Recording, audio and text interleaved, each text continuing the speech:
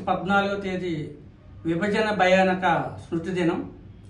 1947 దేశ విభజన జరిగినప్పుడు సుమారు 30 లక్షల మంది ప్రాణాలు కోల్పోయారు. సుమారు 2 కోట్ల మంది వరకు నిరాశ్రయులయ్యారు. ఆస్తులన్నీ కూడా కోల్పోయారు. హిందువులు, ముస్లింలు, సిక్కులు ప్రాణాలు కోల్పోయారు. పాకిస్తాన్ నుంచి, కరాచీ నుంచి భారత్కి, భారత్ నుంచి కరాచీకి వెళ్ళే ట్రైన్స్ కూడా పూర్తిగా శవాలతో నిండిపోయాయి. చాలా మంది మహిళలను కూడా అతి ఘోరంగా అత్యాచారం చేశారు. 30,000 మందికి పైగా అత్యాచారాలకు గురయ్యని చరిత్ర చెబుతుంది.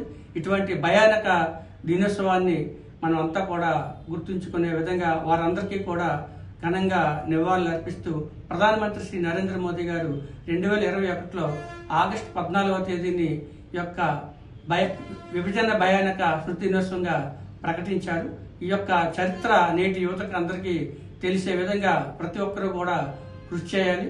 మరి ప్రపంచ చరిత్రలో ఎన్నడూ లేని విధంగా ఎక్కువ మంది ప్రాణాలు కోల్పోయినటువంటి దుర్ఘటన ఏదైనా ఉందంటే ఈ యొక్క దేశ విభజన సమయంలో జరిగింది. మరి 1947 ఆగస్టు 14వ తేదీన జరిగిన ఈ హింసాకాండను మరి భవిష్యత్తులో ఎప్పుడూ ఎవరికి కూడా రాకుండా అందరూ అన్ని జాగ్రత్తలు తీసుకోవాలి. ఈ సందర్భంగా ప్రాణాలు కోల్పోయిన వారికి, ఆస్తులు కోల్పోయిన వారందరికీ కూడా ప్రగాఢ నివాళులు అర్పిస్తున్నాం.